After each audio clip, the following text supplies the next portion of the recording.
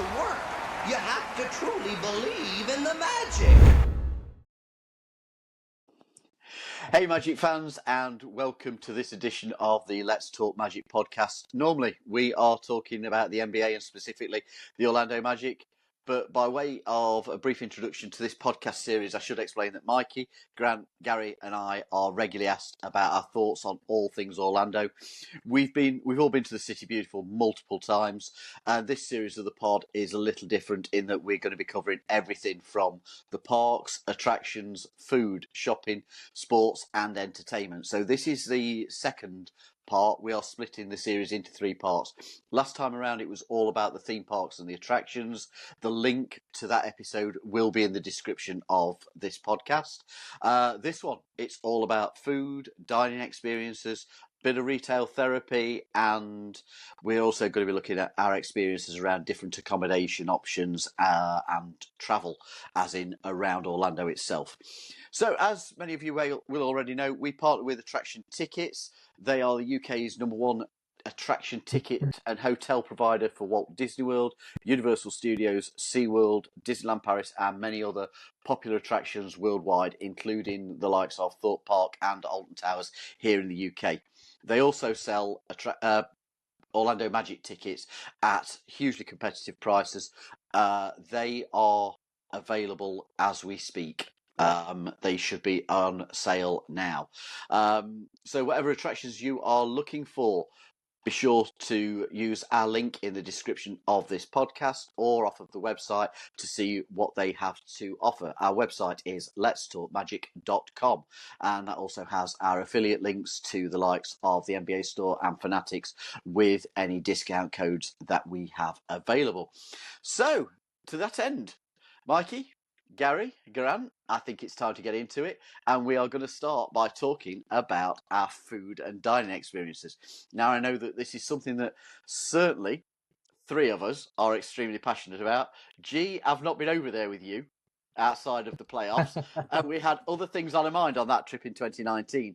So I don't know quite where you are with the food, but we're going to start off with the best places to eat in the parks, and we're going to start specifically with snacks and treats.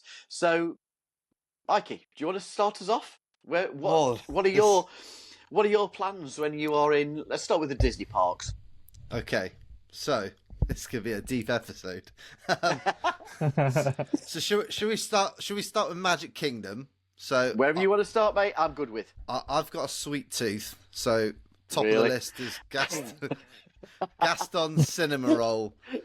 Gaston's Tavern in the Magic Kingdom. That is definitely on the list. And the tip, I think we brought this up on the last episode, always ask for extra icing. They give you a little pot of icing that you can just pour over the top, as if there isn't enough calories and sugar in it anyway. Yeah, that's definitely up there for me. We said about the Mickey, the spicy chicken waffles. They were really good. The sandwiches, which they've changed slightly. Sleepy Hollow. Mate, you see, for me I'm all about the Mickey-shaped waffle that has the berries and whipped cream. That's me all over. That's pandering to the sweet tooth. And it's a bit of fruit in there, so I'm getting one of my 5 a day. That's about as healthy as it gets when I'm over in the States. I can fish all and get your potatoes in as well. So they would probably be top of my list, and there's quite a lot of nice sweet treats in the Main Street Bakery as well. Yeah. So, and what about you guys?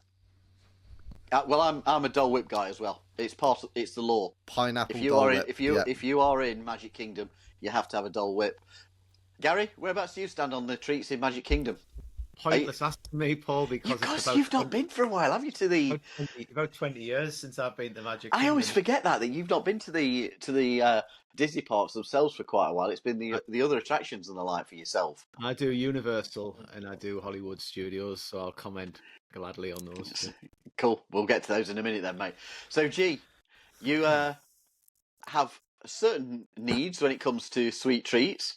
Yeah, as the resident diabetic, I tend to avoid the sweet stuff. But I had a chat with the wife and the kids, and the kids really recommended the big donuts and the cookies from Joffrey's, which I probably found in most parks. Obviously, the Mickey Mouse shaped ice creams, sort of the sandwich bars. Mickey Premium, mate. Mickey Premium Premium. bars. Again, that's the law. You've not been Yeah. to Disney until you've had one of them. No, absolutely. And then Amy threw in another sort of side place was in Epcot. I know we're sort of going around the parks and everything, but my section on the snacks is just done with this. There was a little creperie as you queue in to go to what's the ride called? Ratatouille. Ratatouille. Yeah. That's it. So as you're coming up to Ratatouille and then you take a left to go start queuing, it's right in front of you. Long queue, but yeah, really good crepes there. So definitely something to check out. Okay, mate. Well, as you've taken us to Epcot, well, Mikey and I will weigh in on the old Epcot situation. Mikey, go on. I'll let you go first. Festivals. The times to go is around the festivals, and they've got the booths Absolutely. all around World Showcase. So, I think probably my favourite snack at the last festival was the bao buns. There was the bao buns, and they did like They the were little good. Hawaiian pork sliders as They well. were good. They were really nice. Yeah. I quite like the sweet and sour that they do in the China Pavilion. It's quite like you can get sweet and sour. I liked mate, the one I was big on was the flight of fries that they had. I didn't get for around the to food trying and it. wine out. There was one that was really sweet, bit of candied bacon in there. There was one that was kind of more salt and vinegar, and I can't remember what the other one was, which was I think it was more of a sweet potato thing, but that kind of got a bit of again a different seasoning on. Oh, they were really good. That got me back twice. But What about the toothpaste frozen slushy? Eh? mate, that was ridiculous. That thing was. We told the story last time round that Mikey went and got this mint tea out of the Morocco area, wasn't it, in Epcot? And it was the best you can describe it is drinking mouthwash. Now, I love mint. I absolutely love mint. And out of I think there's about 10 of us, wasn't there, all together? I think I was the only one that could actually stomach it, and it had been paid for, so it got drunk. It wasn't good. the tight man in me can't throw things away, so it got drunk. The other thing I think we've got to say is, and we did mention this before, but when you are doing the festivals at Epcot, the treats are very shareable. So set yourself a budget.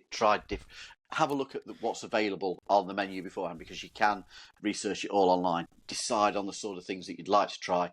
As I say, set yourself the budget, but you can actually share quite a lot of the treats and get to try a lot more things as a result. Where do we stand on turkey legs? Oh, absolutely not. No. I had one. Oh, Oh, really? I did. Back in February when I went to, where was I? Islands of Adventure. Had one there. Just fancied it. Smelt it. It was all right. And it was all right. See, I've got zero intention of ever trying one. They always smell horrendous. but they look even worse. Yeah. There's nothing that appeals to me about them. You are, I think the first person I've spoke to, G, that's kind of said, yeah, it's all right. It's all right. It's messy. Afterwards, a little bit of regret getting it because it was more of a kind of a snack, and then I was a bit too full after it. So I probably wouldn't do it again. Is the advice there? The other place I liked in Epcot, also in the France area, was the sandwich shop. I thought that was excellent. The boulangerie that's up there. Mikey and I went in there, and really good eats. We made a bit of a pig of ourselves, I think it's fair to say, in the middle of the day, considering we were just going in for a light snack. I would really recommend that. They can also do some nice like limited editions treats in the land pavilion as well at Epcot. And I remember when you disappeared off the soaring with Becky and Rob and Heather and Joe. And I was like, it was just me and Lily. I was like, come on, let's go get a treat. So we sat there with this brownie thing that was disgusting. But and it was such a size that we had time to queue for Soaring, ride Soaring, and come back out. And Mikey was still only, about halfway down. I think I was able to help you with it, if memory serves me right. Yeah, exactly. Yeah. It's the kind of mate I am. I'm always there for you, pal. Whenever there's food, I'm there for you. Right, want to talk quickly about Animal Kingdom. I mentioned these before. Mr. Kamal's fries in Asia. Oh, my Lord, they are fantastic. Really nice curry dip to them. And if you go and sit, there's a very quiet shaded area off to the side that overlooks the Tree of Life. Nobody there. It's absolutely lovely. Beautiful. And the grilled corn on the cob with African spices at the Harambe market. That's become a law as well. That you get off of Kilimanjaro Safaris straight there for one of those. Awesome. Absolutely wonderful. So, G, I know that we're going to come to talk about restaurants properly in a bit, but whilst we're talking about Animal Kingdom, there's one that you've used, isn't there, that I don't think any of the rest of us have been to at some point? No, I think that's right. I mean, I got a lot of really good recommendations from you, Paul, before we went. But I met a couple of friends from Orlando, Daniel and Rihanna. So Amy, myself, and the kids went to Yak and Yeti. Absolutely brilliant. We had sit-down lunch. It wasn't sort of a fast meal. It was a proper sit-down, not your fast service. I think I had some sort of curry. I think it was a chicken tikka masala. And it was nice that I'm a big curry guy. So it was nice to have a real good curry, in the States. I haven't had the best experiences in the past, sort of out and about around town, etc. Amy had a firecracker shrimp, which she was raving about. So, yeah, well worth a visit. Yak and Yeti. It's a bit more expensive than obviously your quick service meals, but definitely go back there. Quality, mate, because I know you're not a major snacks type of guy when it comes to some of the parks. Now, yeah. I know that we are going to get Gary to talk here because we're going to go to talk about Disney Hollywood Studios, and I do believe you're a bit of a fan of the Star Wars area of Galaxy's Edge stuff. So, Gary, go to you first, mate. Well, what I would say is, if you're going to Hollywood Studios, I made a beeline for there because it was, for me, it's the best area of the park, which I'm sure a lot of other people would agree with.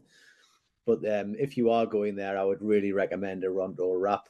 It's definitely my cup of tea. It's definitely Mikey's cup of tea. I know that.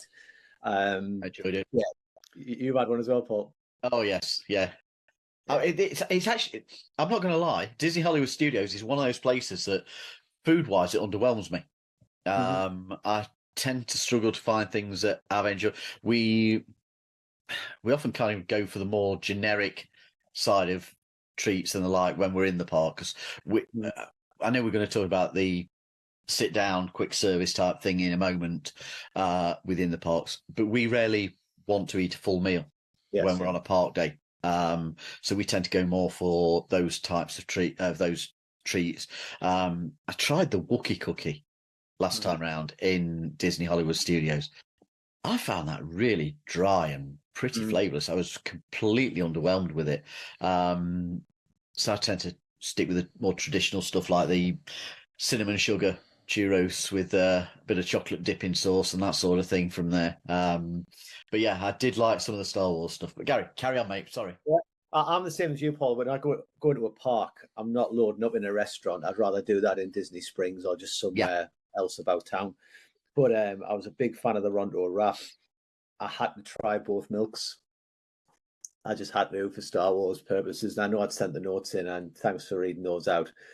But I preferred the blue milk to the green milk. I found the green milk quite flowery, whereas the blue milk, I found that quite refreshing. I think it came with a cookie because I got it in the cantina. So if you are going to Hollywood Studios, I would advise booking ahead and making a reservation at the cantina, because you're probably not going to be able to walk up.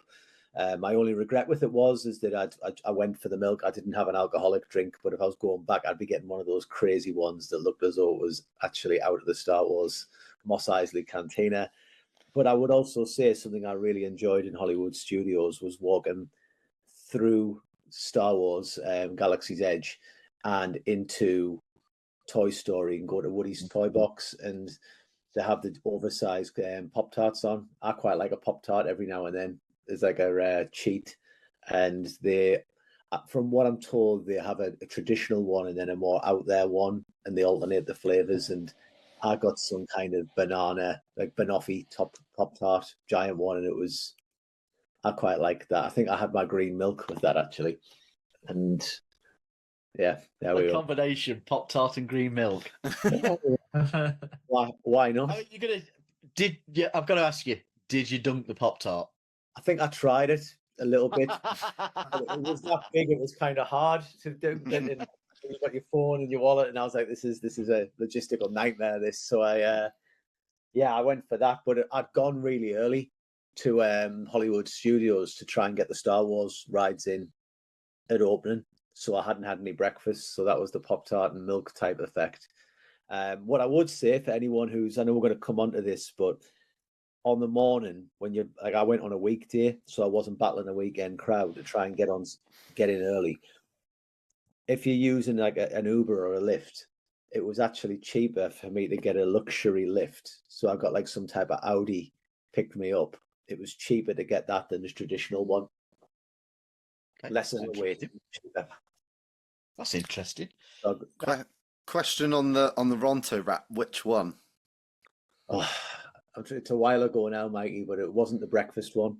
No. We weren't up there in time for the breakfast one. It was the traditional, the original Ronto wrap was the one I went for. Yeah, that's the only one I've tried. That's the only one I've tried. It was a breakfast option, I didn't do it. Now, I know that this was a subject of conversation for Mikey and I whilst we're over there, and we did undertake extensive research to establish our final position. So I'll go to Mikey first. Joffrey's or Starbucks, mate? Oh, I think I'm gonna have to stick with Starbucks. I think I'm with you, pal. I'm with you. I think Joffrey's is good. Joffrey's is good, but I feel like it's overhyped a little bit. I don't think it's like you know this. Like we've watched Molly, who used to be part of All Ears on YouTube, and now she's got the Mammoth Club, and she does all her food reviews. She used to love the shaken Jamaican cold brew coffees from Joffrey's. I tried it and I was like, it was strong. Like if you want a coffee to wake you up, this thing will do that. But it was it wasn't the nicest coffee. I'm gonna be honest. But yeah, I think if I had to choose, I would stick with Starbucks. I'm sticking with Starbucks, especially when I'm in Animal Kingdom, because the one that is as you first go into there, get your coffee, and then walk down to the side of the Tree of Life down that little path. Gary's disappointed, I can see. Well, I'm going to ask Gary because I know that you're a coffee fan, mate. Do you know what it is, right? Starbucks for me exists for 3 reasons, right? If I go to Starbucks with you, I must really like you. If I go to Starbucks with you, because it exists for either I really like the person who wants to go there, and I'm like, they love Starbucks. I'll do this. I need free Wi-Fi. Or there's literally nowhere else. Because I drink coffee black. Like 99% of the time I drink it black, and then you taste the bean, I guess. Yep. And I just find Starbucks to be just really mid. So like, sorry guys, but like for the money you would pay for Starbucks, I'm going to experiment all the time because I'm like, I know what I'm going to get globally, and it's quite expensive. And unless you're going to get something like a flavored latte, for example, I'm not a Starbucks person. Paul's all over a caramel latte, aren't you? Oh, caramel macchiato all day long. Oh my lord, yeah. That's the go-to. Mikey pulled up at my hotel with a Starbucks latte, and opening words were, "How much do you think this cost me?"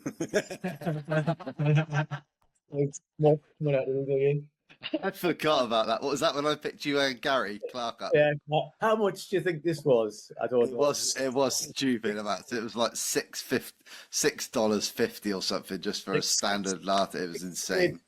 That, by the way, that was the only Starbucks I remember having on that holiday, because I was like, I'm not paying another one of those. We definitely went to the one in Animal Kingdom, mate, 'cause we all went down and stood by where the outside of the park. Outside of the park, sorry, mate. Yeah.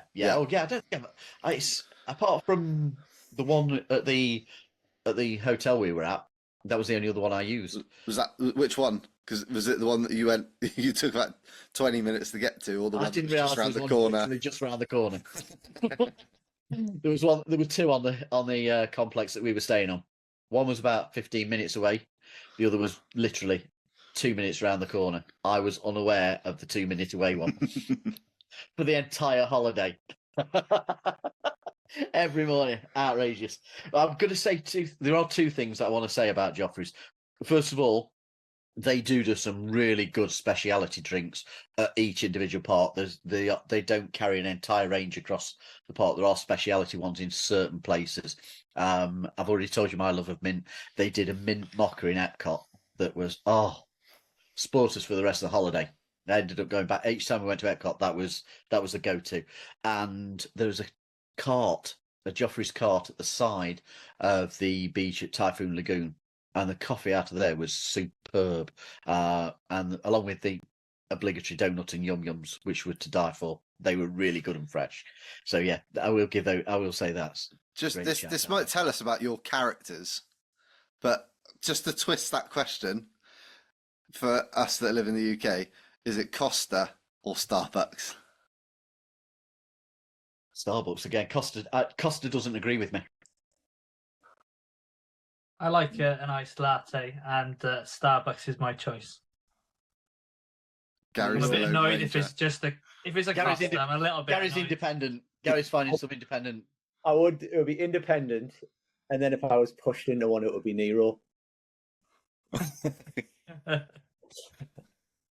Sorry, guys. That's all right. To be fair, it's like asking. Opinion.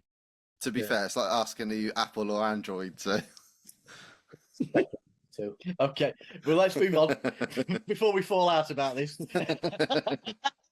And again, the other one is Pixar Plaza, the Joffrey's there. That had really nice, a different coffee in there. That was really good as well. Okay, so as I've said, I'm not a sit-down meal in the middle of the day when you're in one of the parks. So for me, it's quick service every time over table service. Mikey, you've already mentioned Gaston's Tavern. Was there anywhere else that you were a big fan of for Crystal Palace? So we took Lily there for Crystal Palace in the Magic Kingdom. Yep. They do the character meet and greets with Winnie the Pooh, Eeyore, Tigger, and Piglet. And if you got little ones, it's what it's for. I can't remember how much we went for breakfast, so it was like $20 cheaper per person than going for lunch or dinner. Breakfast is my favourite meal of the day, so I was happy with that. But yeah, Crystal Palace, that's a really good character meet and greet. I would say pretty reasonably priced as well. So has anybody done any of the sit-down restaurants in Epcot around World Showcase? I've done the Rose and Crown. Bizarrely, coming from the UK, where should we go? We're going to have a sit-down meal at the Rose and Crown. just to watch Coronation Street, yeah. And eat cottage pie. Why? It made no sense at all. Anybody? I went to the Italian restaurant. This is years ago, like 2011. It was one of the nicest pizzas I've ever had there. That's all I remember, but I haven't been back since. So years ago, I went to years and years ago. I can't even remember. Probably early noughties, late 90s. Went to a Chinese with my mum and dad. That was very nice, but again, couldn't tell you what I had. But yeah, decent meal. I also, again, whilst we're talking about Epcot, I do like the Regal Eagle of an evening when we're sitting down. If we're there for food and wine or whatever, to sit down and watch one of the bands whilst we're eating some barbecue pork or something of that nature. That's always okay. That's good. An American style meal, I quite like that. So, mate, we've got to talk about it. Satuli Canteen. Mikey and I know have done it. G, did you do it when you were last over there? Yeah, we did it. Brilliant. Can't fault it. Cheeseburger pods. Oh, yes. Amazing things. Absolutely amazing. And Mikey and I were pairing it with the blossom drink from Pongu Pongu at the side. Oh yes, that's a shares drink as well, by the way. Far too sweet to drink on your own. It's not. Don't be sad. Not for me, it's not. Well, yeah. There are some people that go at things. I was a little bit thirsty. Yeah, we'll go with that one, Mikey. You were a little bit thirsty. I don't know about anybody else. One of the things we like to do, when we are leaving Animal Kingdom is we go to the Rainforest Cafe that's at the exit. I know it's a generic chain, you can get it around various places, but we always find that's a nice finish to the day. It tends to be less busy than the one at Downtown Disney, bizarrely, because people don't realise it's there as much. We find that a good way to finish. Or if you're in 2024, Disney Springs. Did I say Downtown Disney?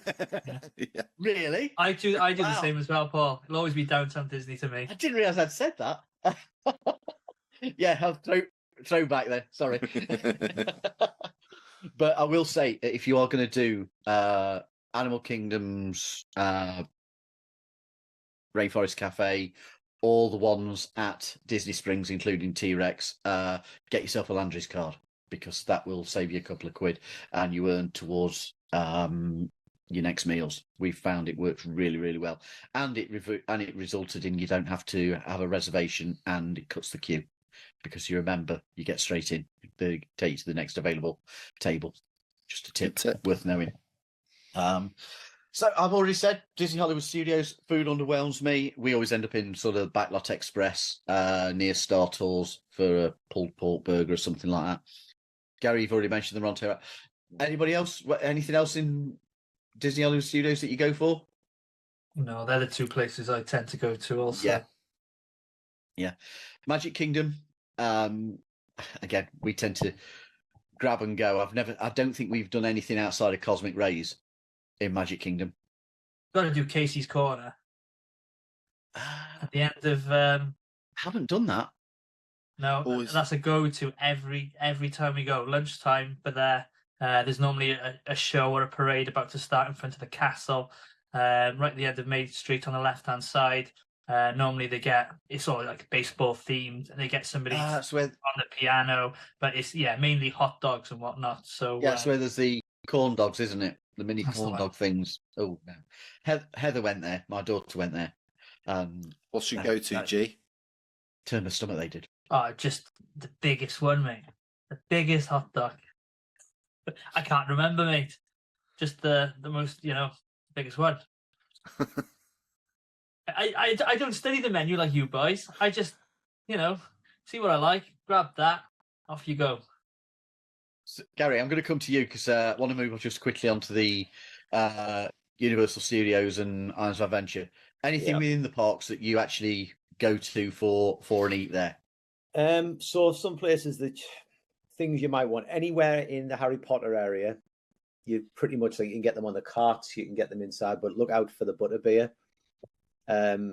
I would say on a hot day, getting the iced Butterbeer. I really enjoyed that. I'm not a Harry Potter fan. I don't know anything about Harry Potter. I just was in Harry Potter land, and I was with Gary Clark, and I just went, I'm going to try this because I've heard good things. 3 options. You can get it regular, iced, or hot, which I would imagine in November on a night time might be a nice experience, but it was really, really refreshing. I went to Universal the last twice I've been during the Mardi Gras and Halloween Horror Nights.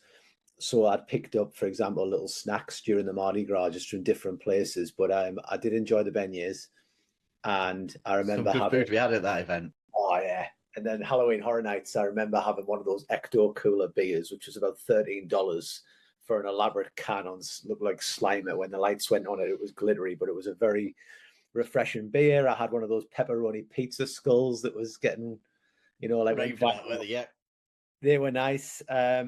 I would say I think it's in the Islands of Adventure, and it's called something like the Croissant Moon Bakery, just as you go in. Yeah, it is. Yeah. And that's a really nice, pretty quiet, chilled out place within the Islands of Adventure. I think a lot of the eateries around there tend to be just the bog standard theme park pizza and burger or whatever, which doesn't really work for me. There is a nice little place in Universal Studios itself on the Central Park area. I noted it down. If you just give me a second. Called Central Park Crepes, and it's just a cabin that serves from there, but they're quite nice. But I've usually took advantage of the festival stuff of whatever's going on at that time and lapped that up. But I would say if you are going, do yourself a favour, try a Butterbeer, an iced one if it's on a hot day. I found that my memorable take home alongside the Ecto Cooler beer on the night time at Halloween Horror Nights, which was lovely. For some reason, and I can't explain why, because it's not outstanding food or anything. We're always drawn back to the Krusty Burger for some reason. We always seem to end up eating around there. But if you are going to go into that area of the Simpsons to sit and have a bite in the middle of the day, do use mobile order, because the lines are horrendous. It will save you so much time. The thing I do like in Universal, and it's been our go-to when we've been doing Halloween Horror Nights, because we tend to do early entry, and you get put into a holding area, and there's various areas around the park. We always seem to start from the Simpsons Springfield area. The Bumblebee van for the tacos, they are really they're good. decent. They are good. That's been our go-to when we've been sat down waiting in the holding area for that sort of half an hour, 40 minutes, to take advantage of eating during that period whilst we're waiting for the event to start. But if we're in Islands of Adventure, tend to be Dino Digs in the Jurassic Park area for they do a really good chicken burger. The chicken's really nice in it. It's probably gone down a little bit recently from when we went last time. I've never done any of the Harry Potter restaurants. I can confirm to you that on Starbucks thing that Gary Clark liked the Starbucks. He did dip off for one of those during the our event. I've been in the Harry Potter the restaurant. Actually, I might have had something to eat in there. I can't remember, but I might have grabbed something quick in one of those. Yeah. Pub one. I know Heather and Rob enjoyed is it Florin and Fortescue's, the ice cream from up there? But again, I'd gone off to do a ride. I wasn't bothered about having the ice cream. They wanted to try it. But if you don't want to fight the queues, some of the flavours are available within the Harry Potter shops in the area in tubs. So that's again another thing worth picking up on. Okay, boys. Dining outside the parks. I think we've got to talk about it. Family meals. G? It depends what you want, really, doesn't it? I mean, I've stayed a lot on International Drive. So we often find, you leave the parks and that's when you go for your big sit-down meal. Gone, unfortunately, the days of, in the late 90s, early noughties. I used to go with the family, with mum and dad, two my brothers. We'd go to Sizzler, we'd go to Ponderosa, Golden Corral, places like that. Unfortunately, they're not around. Well, Golden Corral is, but Ponderosa and Sizzler aren't around any longer, where you get your steak and your all-you-can-eat buffet, which was amazing. So it depends if a Magic game's on. I've got to put that caveat in, because if a Magic game's on, you've got to go somewhere with a television. I do love going to Buffalo Wild Wings. I know it's not everybody's cup of tea. Obviously, my prop here. I love spicy sauces they've got. They've got about 20 different ones, scale 1 to 20. I'd probably go for number 18, 19 on there. And it does have a bit of a kick, and often bring a couple of sauces back each visit. So obviously they've got the Magic game on. Miller's Ale House. Love Again, another really good sporting venue. Watched the Super Bowl there back in February with my trip with Neil. So that was good. I think that was my recommendation to you, wasn't it, G, to get yes, in there? It was. It was, mate. Good atmosphere. And yes, it was brilliant. And you look at your steakhouses, really. Outback Steakhouse is a real go-to. It's like an Australian kind of themed. They've got this bloomin' onion. I don't know if you've been there before, tried that.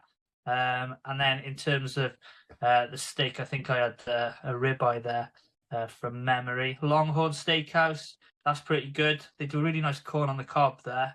In fact, my colleague Andrew, who works with me, came back some 2 weeks ago, and he was raving about that when I was actually on a meeting with him today. Other than that, if you want your sort of standard, let's be honest, I wouldn't go to McDonald's when I'm in Florida. You get McDonald's at home. You go Chick-fil-A. You've got to go Chick-fil-A, especially for those. Oh, mate, waffle fries, absolutely superb. Never been. Nope. No. You need to try that. That's okay. There's three of you saying that I've got to try. Okay. Yeah, next waffle time. fries with for me it's a spicy chicken sandwich. That's lovely. Chipotle, that's another great place for a burrito. Did that a couple of times in Orlando, and also when I went down to Miami with Daniel Rhiannon when we saw the Magic play the Heat. And then your standard ones, I suppose, Chili's, Applebee's, you know, good vibe pub / restaurant. And they've got tellies as well, so if you want to watch the game, go down there, get a few beers. Yeah, so they're really the ones I'd go for. The only other one sort of outside the park, and it's at Universal, is Hot Dog Hall of Fame. So instead of eating within Universal Islands, I'll normally just go out to that lagoon when you've got the park hop option and maybe eat there. Bubba Gumps is also another very good one. And there was one more. Is that where we went? Is that where we went? It's before you go into Islands of Adventure. Is that where we went on the last day of the playoff trip? Yes. Where we had voodoo donuts, hot dogs, and that massive ice cream within about an hour. If just on the Bubba Gump thing, that's also another Landry's place. So if you've got that Landry's card, again, you're on another benefit with it. It's worth knowing. Yeah. There's another restaurant down at the Universal, Jimmy Buffett. They've got a lovely volcano nachos.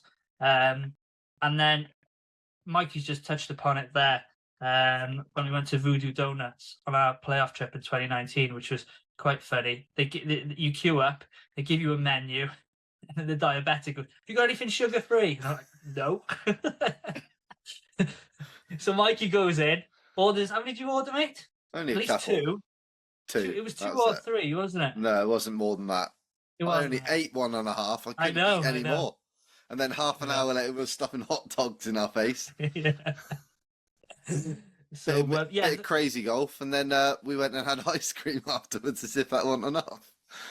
We did. Yeah, so they're probably my recommendations in terms of eating outside the parks, Paul. Okay, mate. I'm going to throw in Bahama Breeze as well.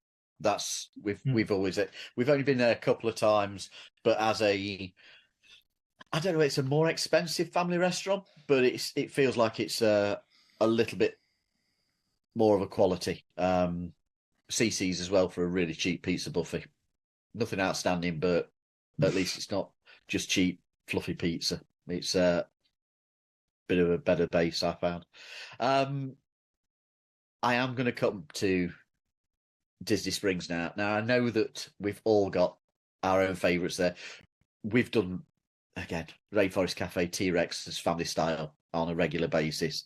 I've mentioned it before. We went with a friend for a special meal, and that she chose Morimoto at Disney Springs. Amazing Chinese food. It was fantastic. Really amazing.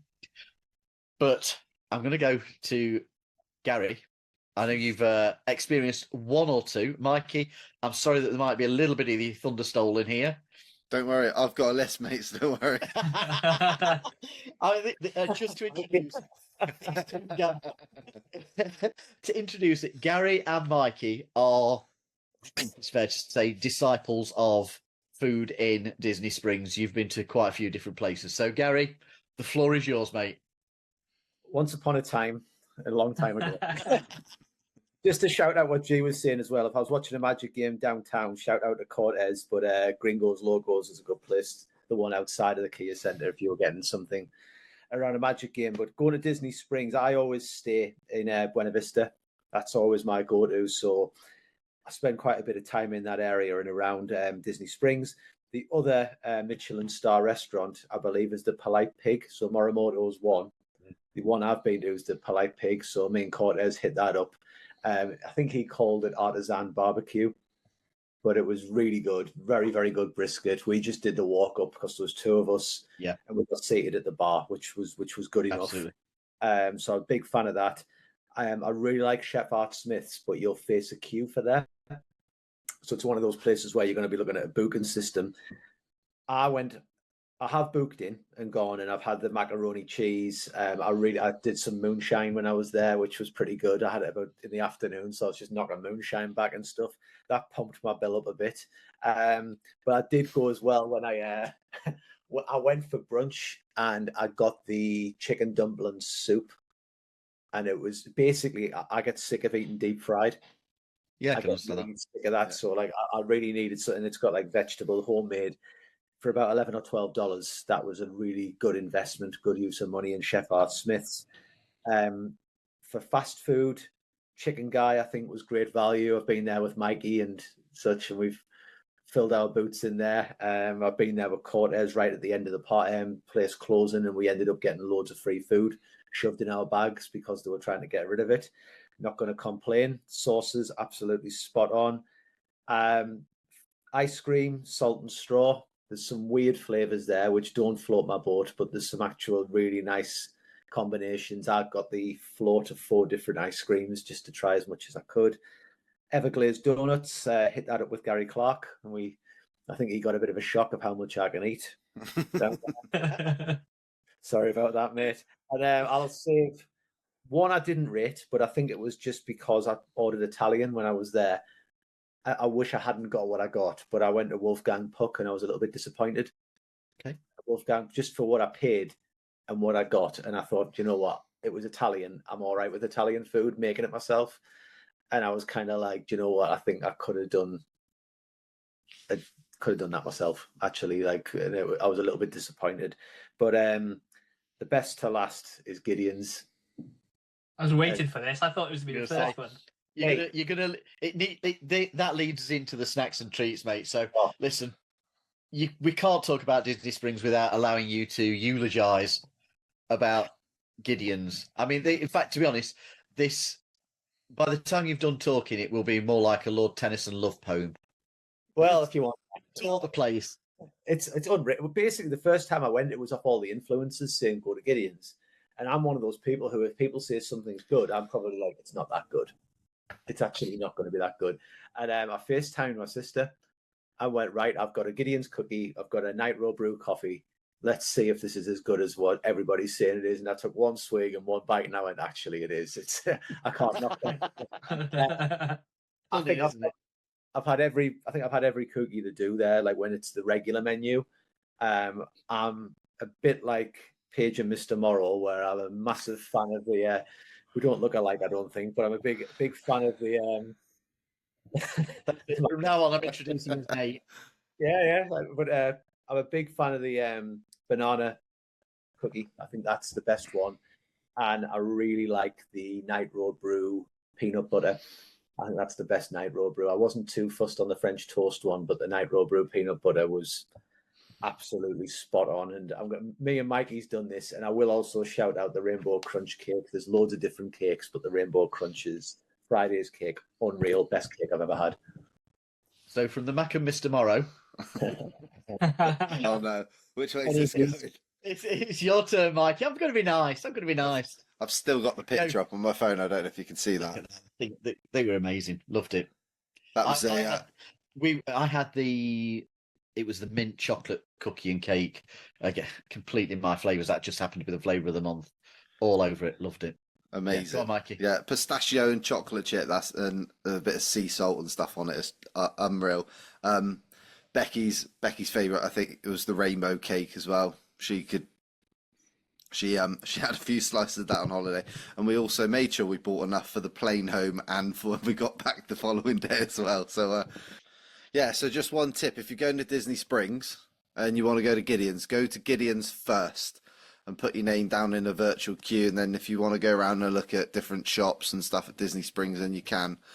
And then that way you're not standing in the walk up queue for hours waiting to get in. So that's always a good tip as well. Use your accent. That's another tip. Yeah, you did, didn't you? Yeah. Just turn the charm on, like Gary. Yeah, got in. Mikey, anyone else that you're a fan of? Blaze Pizza is a really good option, and now they've brought the Disney dining plans back out with different packages and holidays and stuff that you book. Blaze is actually one of the meal credits you can use at Disney Springs, so that's a good tip. Deluxe Burger do really nice burgers down at Disney Springs. That's a good option. Chicken Guy, Gary's already mentioned. If you live in the UK and you want something similar, Slim Chickens is also a restaurant over here which is worth trying. We went to one at the weekend, but yeah, that's always a good shout. If you're going to, I think it's the mall at Millennia, Cheesecake Factory. Yeah, is a got good friends who are option. huge fans of that. And one thing I always look forward to, and we never tried it until we went last time, and we had it when we went to Vegas as well, is Panda Express.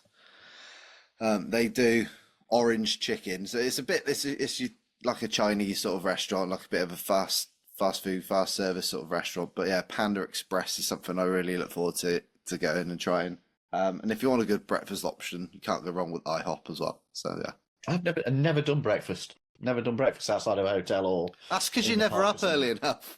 I know. I'm on holiday, aren't I? I'm on holiday to get in a queue at a theme park at 7 o'clock or something like that. I'm not doing it now.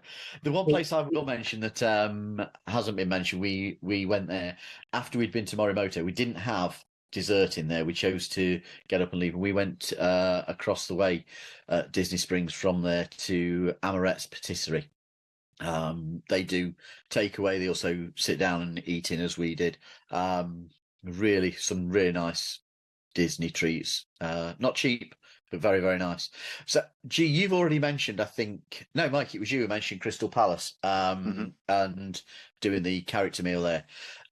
We've done a couple. We've done Chef Mickey's twice and Ohana at the Polynesian Hotel. Anybody else done any of the other character dinings? Years and years ago, but I couldn't tell you where it was. I mean, for us, we preferred the Ohana one, the Lilo and Stitch one, at the Polynesian over Chef Mickey's. We found Chef Mickey's really, really noisy. Absolutely loved the pog juice, which is passion fruit, orange, and guava flavored juice that you get at the start, and that comes with a pineapple and coconut breakfast bread. Really good. Big, and then an all-you-can-eat breakfast, big skillet with all your sausages and that sort of thing. Oh, so you can make it up for breakfast then? Oh, I can do, yeah. Because that involves Mickey waffles and Stitch waffles, so I can make that. I think the price is currently sort of $49 per adult, $30 per child. Child class at Disney's 3 to 9. It's an all-you-can-eat meal. We've really enjoyed it when we've been there. Top tip: remember to ask for a refill of your coffee before you leave, because you've paid for it first of all, and some of the resort coffees in Disney are exclusive to that location. So yeah, nice. Do that. Talking of Mickey waffles, they do churro Mickey waffles at the Crystal Palace breakfast buffet as well, which are really, really good. So, moving on from food, and this is where I'll go a lot more quiet. Shopping. Theme parks, merchandise and souvenirs, anything that you particularly look for across. You can go across any of the parks. I'm not going specific to individual parks. So, Gary, anything theme park wise shopping for you? I just wanted to talk more about food, Paul, to be honest. I'm that guy who considers that shopping on a Florida trip is, I'm not going to say a waste of my time, but it's definitely impinging on things I would rather be doing. Mm-hmm. Can I give you 2 breakfast shouts just to add on? Oh, yeah, sorry, yeah. Nice, sorry. A really good coffee and sandwich, Cuban coffee, Sofrito. Really nice. That's on Buena Vista, Cuban owned, and they do a Beck, which is a bacon, egg, and cheese. Basically, it's in a stotty bun, if you wanted to be from the northeast of England. And also the Earl of Sandwich in Disney Springs. Yes. Really yes, I had lunch there. That's very good. And one more breakfast one, and my wife will kill me if I don't shout it out. It's Denny's. It's just an American staple. And there's two in the UK, I believe. Theme park shopping. It's a bit of a funny one because if I was going to get something Disney related, I'd probably either get it in an outlet or in Disney Springs, depending on what it was. Mm-hmm. For anyone who's a Star Wars fan, and you've got basically the Euro millions in your back pocket, go to Galaxy's Edge. If you're the type of person who wants to buy a lightsaber or build a droid or build a lightsaber or anything like that, that's all there for you. They do theme the shops within Galaxy's Edge. as though you're actually in Star Wars. So they have got that look and that feel to them, which I find quite good. But when I've been shopping in the theme parks, it's usually because other people's asked me to pick something up for them rather than for me. So I know my sister was wanting like a lounge fly Back to the Future bag, which was exclusive to Universal Studios. And I got that in the area where Ghostbusters used to be, like the New York area. I think I got it there when Gary was off getting himself a Starbucks somewhere. So that type of thing.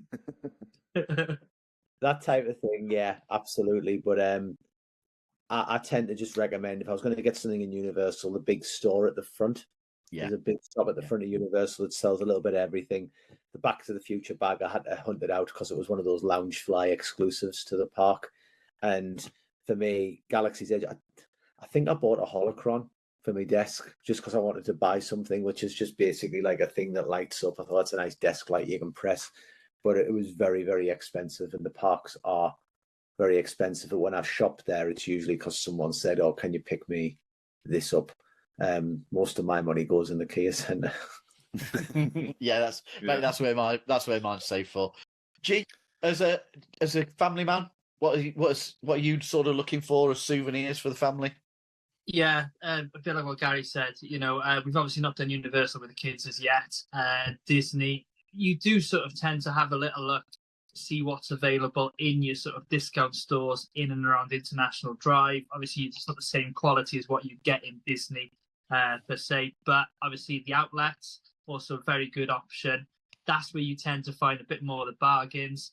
Other than that, unfortunately, my little kids are, 8 and 5 at the moment. If they want something, they need to have it there and then, and you do find yourself having to buy it at a Disney park. So for me then, as Gary said, it's the Kia Centre. But if you want an alternative, I know we're not supposed to talk about the Orlando Magic, but I can't help but not. Okay, so the other option, like within the parks. No, stuff the parks. It's all about the magic. It's all about the magic. So Neil and I went on a bit of a quest back in February, and we went to Dick's Sporting Goods. They always have a good section of Orlando Magic stuff, and it's not always stuff you can buy at Kia Centre. So they've got them in a lot of the malls. I know they've got one in Florida Mall, Fashion Square Mall, and then you just need to check all the other ones. Obviously, you've got the mall in Millennia, Lake Buena Vista, etc. Just check which ones have got Dick's Sporting Goods. They've got a section there for the Magic, for the Buccaneers, for all your Florida teams. Because you've got to support a local team, haven't you, Mikey? You have, G. Yeah. You have. From my point of view, I don't spend much in the parks. Coming back to where we were, when Heather was a kid, she always had the autograph book and the big pen. She still has them, so they always made a fun souvenir, a bit of something to do within the parks as well. I've had a few of the pins in the past. They're all on sort of display in these cabinets behind me. But whenever I'm in the parks, I'm going to be looking for something Genie. And I am talking the Robin Williams one, not the god-awful remake. Crush, Robin Hood, and if it's Star Wars, it's Vader and only Darth Vader. Universal. The other place I like when you're leaving either of the parts of Universal or Islands of Adventure is there's two sort of stalls on the way out that tend to have some of the cheaper things that are on the end of the runs. And you can find some nice things in there. I'm always on the lookout for Jaws merchandise or Halloween Horror Nights. Don't think I've ever actually bought anything like SeaWorld or any of those. So look, let's talk about Disney Springs, Mall at Millennia, premium outlets, Florida Mall. Mikey, you've been fairly quiet so far, so go on. What I should do is get Becky to replace me for this section because she knows all about them. Two of the tips that she said, I went and got her opinion. So this is coming from her. She said the first thing, and this comes whether you're shopping in the parks, the outlets, or anything like that. If you see something you really want, don't wait, get it there and then, because there's a chance that if you go back in a couple of days' time, they might be sold out, or they've got no more stock and they got a new collection in or whatever. So if you see something, get it. And the other one, she said, and this is probably more for the outlets than anything else, is know your prices. So if you're looking at something, I don't know, it could be a handbag if you're a woman, or G, or somebody else. I'm just sorry, Jay, I should have done that to you. We just say that if you are a man or transgender and you want to carry a handbag, we are fine with it. It's not a problem. Fine. It's fine. No, Sort but of manly in the corner there. Yeah.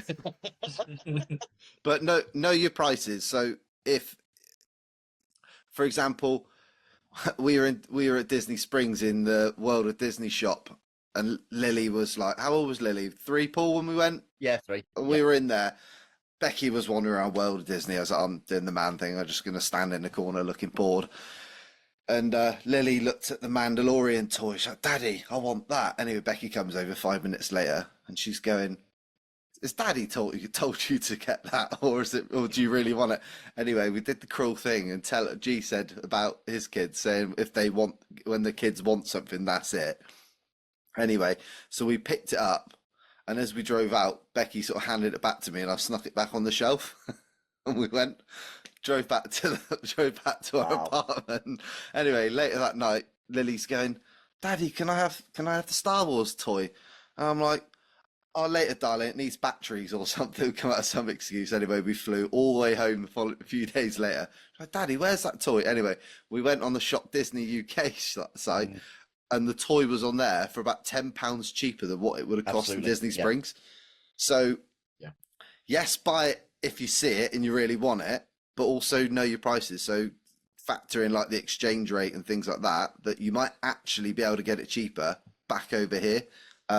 So that's worth. We found that with the homeware and mugs and stuff, all those sorts of things, that if they're on Shop Disney, they do tend to be cheaper than in the parks. Exactly. So great tip. Yeah, that's a good idea. Other than that, really, we quite like having a few hours at the outlets, both top of the iDrive, bottom of iDrive. It's just, I don't know, just to kill an evening where, I don't know, the little one's had enough and she just wants to sleep in the buggy and you want to go and kill a few hours. Under Armour's a bit of a go-to for us. The tip with the outlets is you can pick up the booklets, so you get all the different vouchers and discounts and stuff like that. If you've got a military card or an emergency services or blue light card, they give you extra discount. And quite often in those outlet stores, if you go to Under Armour, sometimes they'll ask you for your email and they'll give you like another 10% off as well. So Under Armour tends to get hit hard when we go.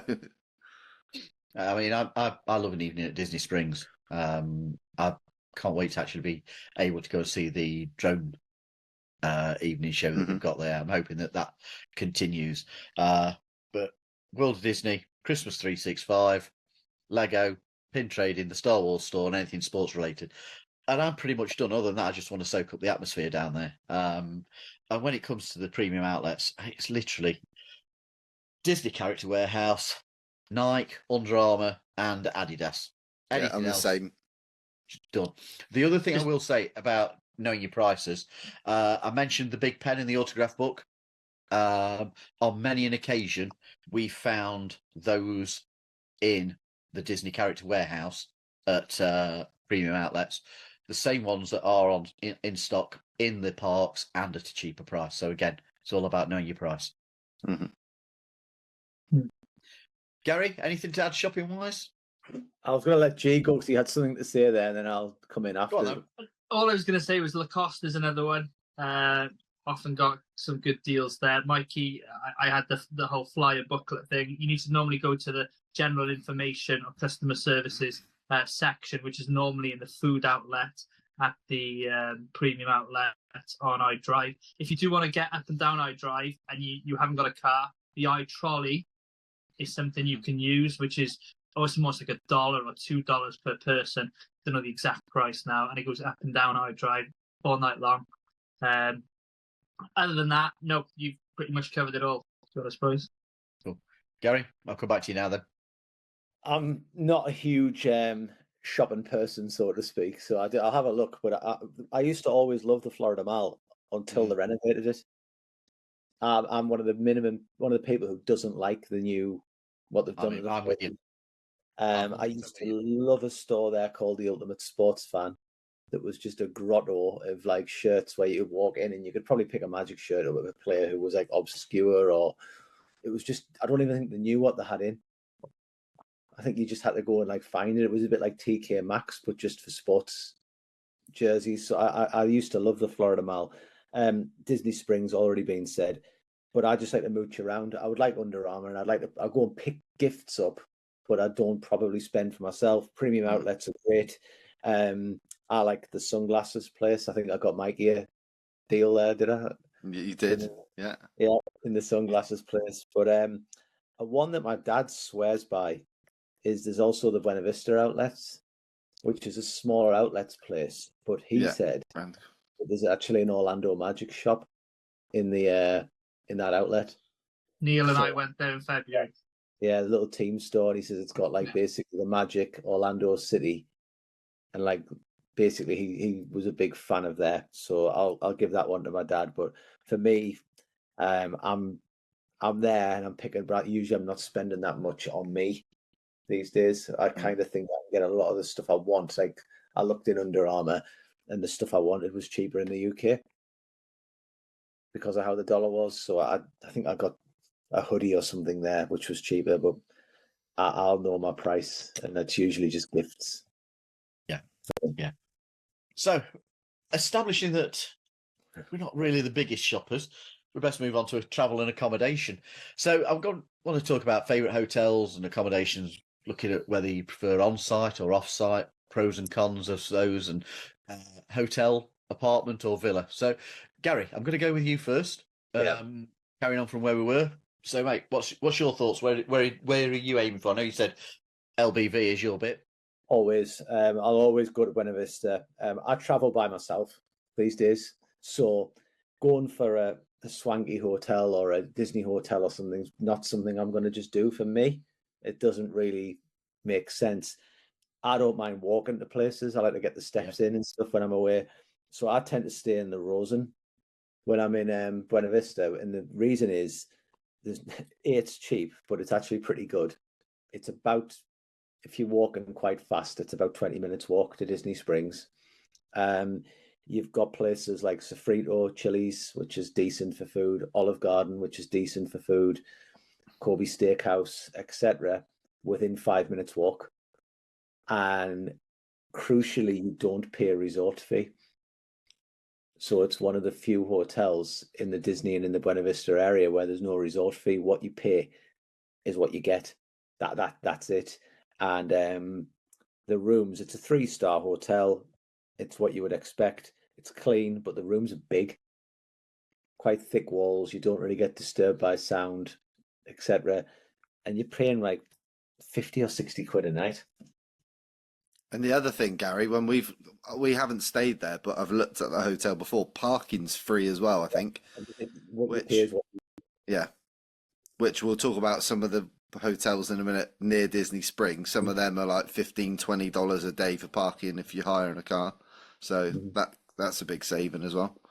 Yeah, I've stayed in that's a big thing, Mikey, because if you're over 10 nights and you're paying 20, you've saved yourself $200. Exactly. When I've stayed in Buena Vista in the past, I have stayed on Hotel Boulevard, the Palace, which is right opposite. I think it's probably in need of a spruce up, but in the late 90s, I've stayed in there a couple of times, and that was early 2000s and stuff. That was a pretty good hotel back in the day. Like the cup I'm drinking out of now is one of the unlimited fountain drinks where you just bought the cup and you just for the rest of the holiday. But yeah, that was a good hotel back in the day.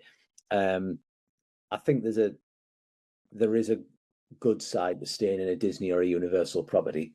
So if I was like you guys and doing the family thing or whatever, I think there's a lot to be said about staying in Disney hotels. I've heard the one near Animal Kingdom, the Animal Kingdom Lodge, is meant to be good. I think there's a Coronado Springs. I've heard that's fantastic. I've heard the Dolphin and the Swan, and then there's a really upmarket one, Sapphire Falls at Universal, where Connell stayed. I've heard that's pretty good. So yeah, if you're a family off you go. Family side of things, mate. You've just mentioned some of the Disney. The only ones we've stayed at have been the value resorts. We stayed at All Star Movies and All Star Music. I had absolutely zero complaints about the value Disney resorts. That for us, it was very affordable. It was an ideal family base as we were just doing Walt Disney World, and some of the perks that you have that are now being reintroduced. We didn't have the Disney Dining Plan. It wasn't a thing when we last stayed on site at Disney. It was a period where it wasn't running, but the extra hours and the transportation links that it has, I know we're going to talk about those side of things in a minute, are absolutely fantastic. G, you're booked in, aren't you, for next time? We are booked in for next October. And like you said, staying at the Value Resort, we're staying at All Star Sports on this occasion, having stayed at All Star Movies last year. So then it's only 2 occasions we've done the on site. We do find it a lot easier with the children. Obviously, you save the money by not having to book a car. And then the costs that come with parking, I think it's $25 per day at a Disney park. So you're already looking, if you're staying for 2 weeks, there's a big saving there. I think we got quoted in and around the £1,000 mark just for the car. Obviously, you've got to think of insurance, you've got to think of fuel. If you have got, 2 children, you need car seats, then obviously you've got to consider that. Because of the whole car seat issue. If you do get an Uber, they've generally got 1 child's car seat in there, unless you bring your own. Something I had to do last year, which was a little bit of a problem, especially when we rocked up to Kia Centre with 2 car seats. We had to wait for our friends to turn up so we could put the car seats in their car whilst we watched the game. But there's a lot to be said, in terms of having the buses and the continuity of the whole Disney experience. They come very regularly. They go to all the parks, wherever you want. You mentioned about the dining service that's come back. So for our trip next year, I think we get 1 meal, 1 snack per day, if I'm not mistaken. So obviously that's going to assist us in, in our spending. So we can spend a little bit more money at the Kia Centre, which is music to my ears. But it fits the bill. It's got a swimming pool, couldn't complain about any of the staff. It's got a little dining area which has got many options. It's got Italian, some burgers, sort of almost like I'm trying to think of the other. Might be a Mexican option there. A bit like what Gary said about the buying the cup at the beginning. You can have free refills of soft drinks throughout. You buy the cup for about $10-15. Can't remember how much it was. So that's a decent tip. You fill that up when you go out for the day and then refill it when you come back. Always available. So it depends if you've got family or you're going to International Drive. So International Drive is my go-to if we're just going for the basketball. You've got all the restaurants down there, as you mentioned, some bars, and it's walkable to Universal. I have done that in the past. There's a few more hotels open there now, just across Universal Boulevard. I know Tom and Robbie Sohn stayed at Universal's Endless Summer. I did go and meet them before I went to one of the games was it this year now? And that looked a really, really good place to stay. And obviously you get the Universal extra hours, I believe. Other than that, Mikey and I stayed at the Avanti Palms Resort and Conference Centre. Couldn't fault that. That's where I stayed this year when I went with Neil. But you can't really go wrong on International Drive. There are a couple of places I would avoid, but I won't mention them on the pod here. But some good places: Rosen near Sand Lake, the Enclave Suites, and then Avanti's the best one I would stay at. So that's it for me, man. Okay. Mikey, anything further? I've always stayed off site. Yeah, I've always stayed off site. I've stayed at the B Resort on Hotel Boulevard next to Disney Springs. That was really good. And the Wyndham, which is right next to Disney Springs. I mean, you're literally you walk out your hotel, you walk over the bridge, and you're in Disney Springs. Like, you couldn't get any closer. And those hotels are great because they're classed as partner hotels with Disney. So you get a lot of the same perks, like your extra hours. Years ago, when you had the fast pass system, you could book as early as people staying on site. They've got, certainly when we stayed, used to have regular buses to all the parks, like every half an hour to all the parks all the time. So that they were definitely great for location as well. We stayed at the Holiday Inn Orange Lake Resort. Great Holiday resort. Inn Orange Lake Resort, yeah. I think I like a lot of these resorts because, especially the other two, I mean, they're within close proximity of Disney. But if you want to break from Disney and screaming kids and Mickey Mouse in your face, then it gives you a nice little break from that as well. Me and Becky, we obviously love doing Disney. That's the main thing that we do in Magic games when we go. But we also like the flexibility and the freedom to go to Walmart and go to the outlets and explore out and about a little bit more, and maybe go to some of the restaurants on like the 192 if you're staying along that sort of area. So that tends to suit us pretty well. There's other than that, we tend to stay close to Disney if we can. The other one we've stayed at was the Staybridge Suites in the Lake Buena Vista area. That was okay again. Closer than the Orange Lake one that we stayed at last time round. So it was really convenient, good location for everything, and it included breakfast bonus. Yeah, and I was up early on time for that because it was all. So we've also used 3 different villas. We've stayed off in villas before. One was owned by a friend in the Winter Garden area. They were using that as an experiment to see if it was worthwhile keeping the property to rent out. So they gave it to us as an experiment. We found the location there was a little bit too far out for a regular visit to the parks, but it was great. That trip was all about the basketball, so it was great for that side of town. 2 of the villas, well, we've stayed in multiple times, both in the Claremont area. One of them was the worst trip we'd had. Pool wasn't heated despite having paid for it, and they also charged us for something we lost our deposit because we were charged for some clearly old damage that I actually reported when we first arrived to a blind, but it was clearly a bit of a scam that they were running.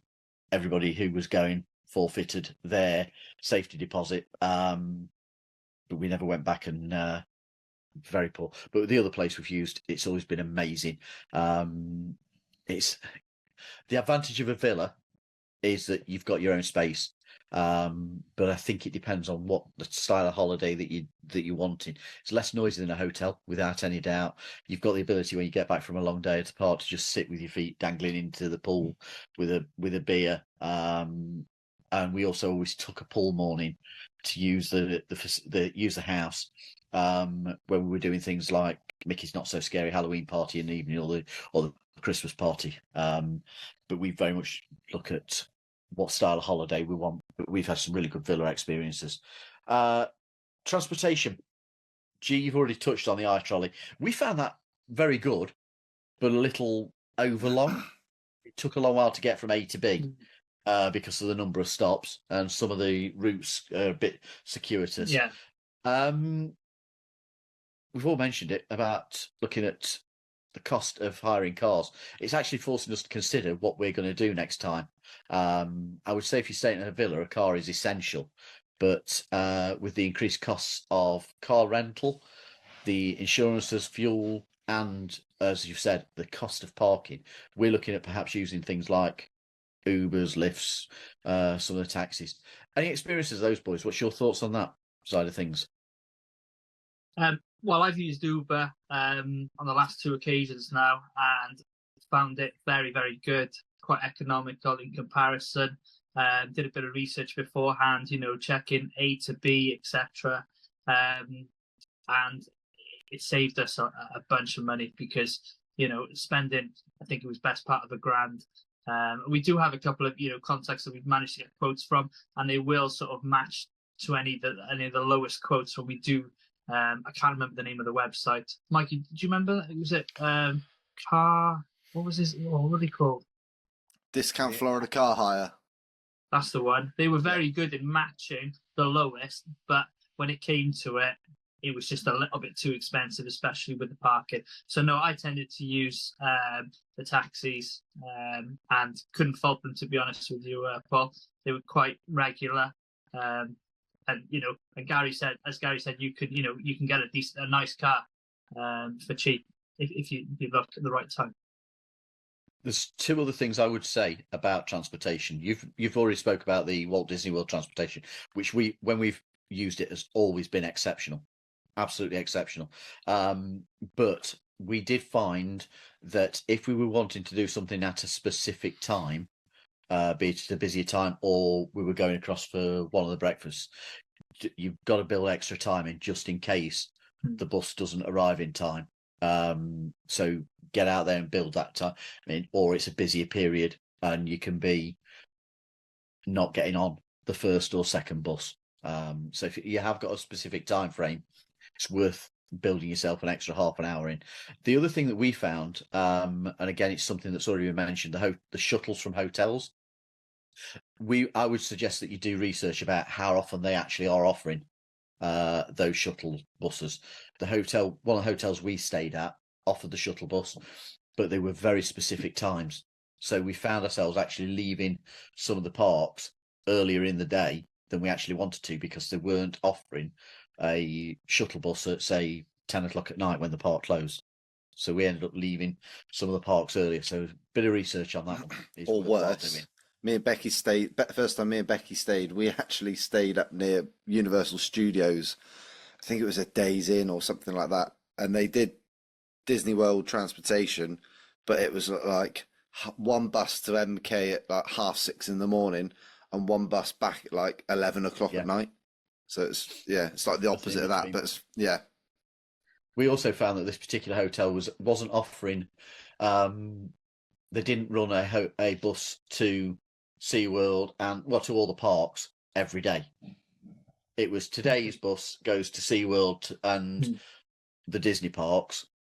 Tomorrow's bus goes to Universal and the Disney parks, because they were running on their own limited thing. So I would suggest that you definitely do research if you are thinking of staying off site and using the hotel's transportation.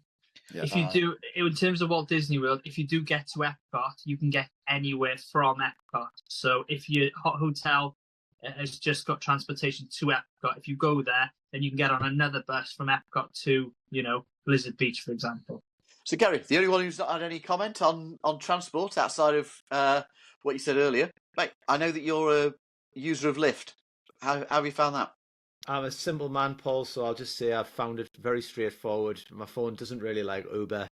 To be honest, I don't know if it's because less people use Lyft or are familiar with it, but I've got in and out of everywhere I wanted to go using Lyft as long as I get a hold of Wi-Fi. I think the only issue I've had, and everybody would have this anywhere, is getting away from the Kia Centre, where people don't want to come in to downtown to take rides because of the traffic they encounter.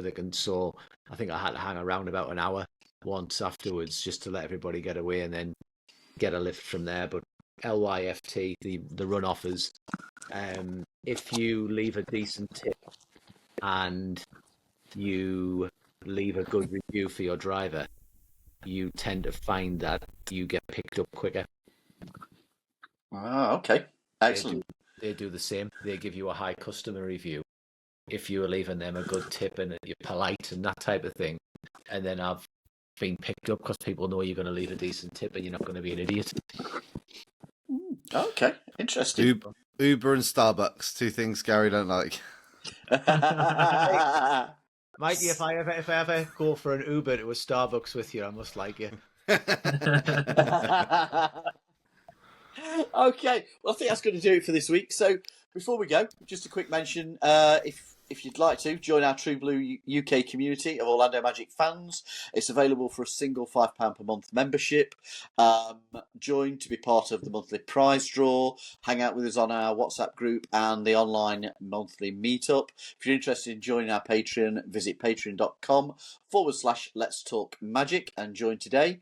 The next episode that we're going to do in this series is going to be all about sports, evening entertainment, and a few of the lesser known activities. Probably drop in there talking about a few travel hacks as well that we all have. Thanks for listening. Thanks for watching. I hope you've enjoyed today's episode. We've had good fun talking about it.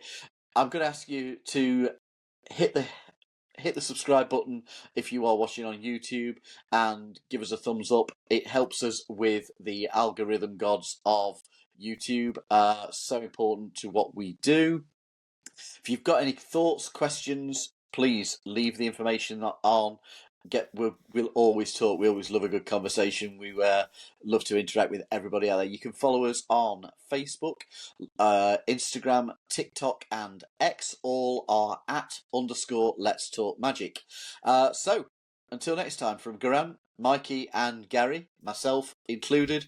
Until next time, as we always say, go Magic.